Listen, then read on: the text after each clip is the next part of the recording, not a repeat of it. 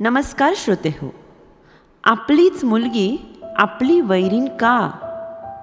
प्रेमविवाह तरुणाईला शतकानुशतके भुरळ घालणारा शब्द.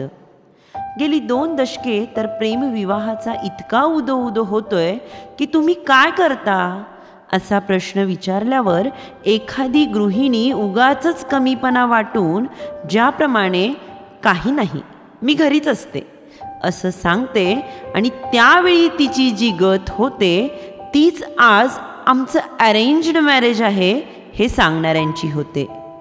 बहुतेक बॉलिवूड चित्रपटांमध्ये विजोड प्रेम प्रकरणे दाखवलेली असतात.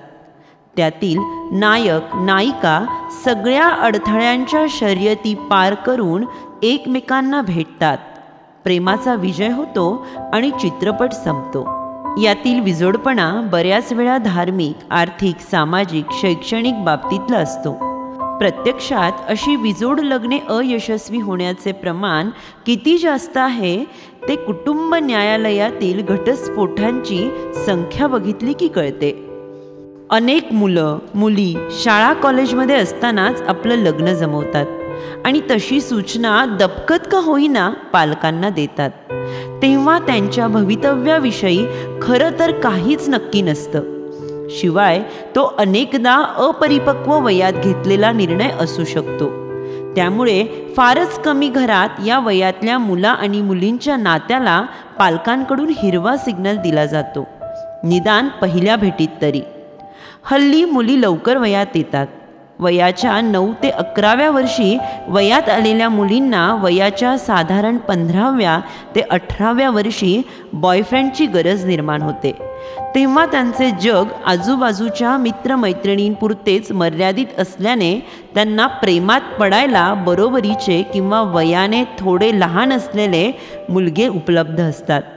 त्यामुळे आधी शिक्षण पूर्ण करणे, मग नोकरी करणे, राहायला घर घेणे, मग जोडीदाराचा शोध व नंतर लग्नाचा विचार करणे या क्रमवारीऐवजी आधी जोडीदार निवडणे, मग जमल्यास शिक्षण पूर्ण करणे, मग नोकरी आणि लग्न असा विपरीत क्रम हल्ली सगळीकडे दिसतोय.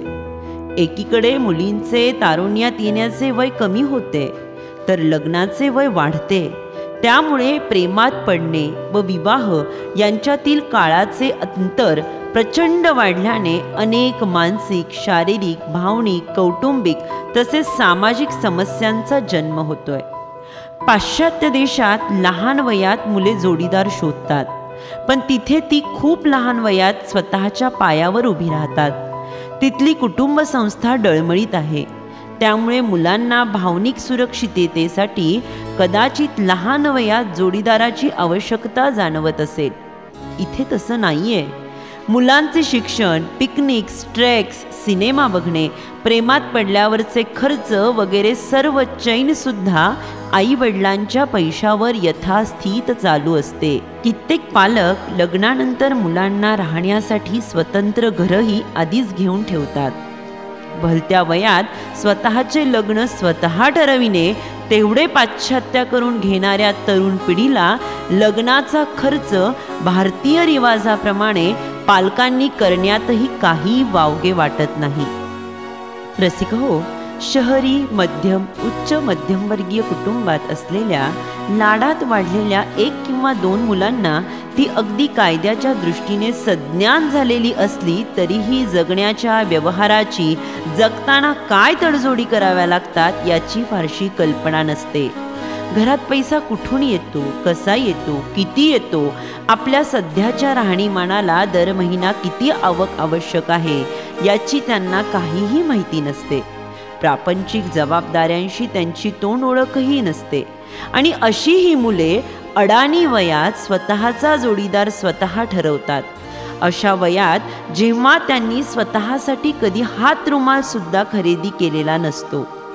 व्यवहाराशी फारकत घेऊन ठरवलेला विवाह टिकण्याची शक्यता कमी असते.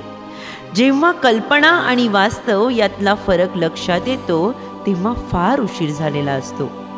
पालक जेव्हा व्यावहारिक कारणांमुळे प्रेमविवाहाला विरोध करतात तेव्हा तुम्ही फक्त पैसा तेवढा बघता, प्रेमाला तुमच्या लेखी काहीच किंमत नाही असं म्हणून पालकांची संभावना करणाऱ्या मुलींना लग्नानंतर व्यवहाराचे चटके बसायला लागल्यावरच त्याच पालकांकडून सर्व प्रकारची मदत घेण्यात मुळीच कमीपणा त्यांना वाटत नाही.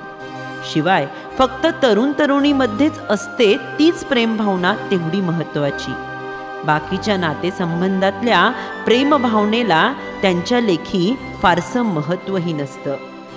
आज आपल्या कार्यकर्तृत्वाने गगनाला गवसणी घालणाऱ्या आणि सर्व क्षेत्रात ठसा उमटविणाऱ्या मुलींच्या संख्येत जशी प्रचंड वाढ झाली आहे, तशीच शाळकरी वयात प्रेमात पडणाऱ्या, अव्यवहारीपणे बेजबाबदारपणे प्रेम प्रकरणे करून त्या प्रेमाच्या पूर्तीसाठी पालकांना वेठीस धरून इमोशनली ब्लॅकमेल करणाऱ्या मुलींच्या संख्येतही प्रचंड वाढ झाली आहे. मुलगे बायकोच्या नादाने विचार करीत नाहीत म्हणून मुलींचा उदो झाला. आता मूल्यविरहित शिक्षणाचा रुबाब आणि मिळवत असलेल्या पैशाचा तोरा मिरवणाऱ्या मुलींनीही पालकांचा भ्रमनिरास करायला सुरुवात केली आहे. बेजबाबदारपणे, आतताईपणे वागून मुली स्वतःच्या आयुष्यातला संघर्ष तर विनाकारण वाढवून घेतायत आणि पालकांचं जगणंही मुश्किल करतायत, त्यांना अगतिक हतबल करतायत. अशा आईबाबांनी करायचं तरी काय?